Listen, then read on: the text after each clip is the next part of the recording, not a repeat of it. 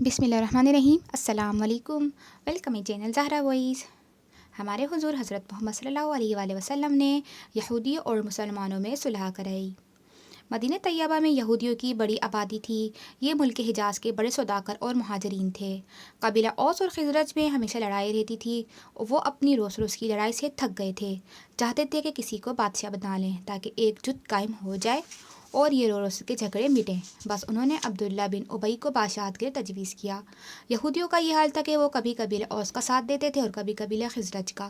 حضور صلی اللہ علیہ وآلہ وسلم نے شہر کی بدامنی اور بے اطمینانی ملاقاتہ فرما کر یہ ارادہ فرمایا کہ مسلمانوں اور یہودیوں کے درمیان ایسا عہد قائم کر دیں کہ اگر باہر سے کوئی حملہ ہو تو یہ سب ایک دوسرے کے مددگار ہوں۔ چنانچہ آپ نے اپنی دور اندیشی اور حکمت عملی سے ایسی شرطوں پر یہودیوں سے صلح کی کہ ان کے مذہبی حقوق بھی پامال نہ ہوئے اور مسلمان بھی آزادی کے ساتھ رہے۔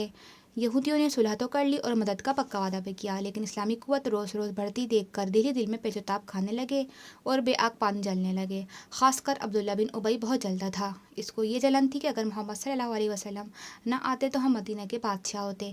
اگرچہ اس نے اور اس کے ساتھیوں نے منہ سے کچھ نہیں کہا، مگر دل میں فساد کی آگ بھڑک رہی تھی اور منہ سے دھواں اٹھ رہا تھا۔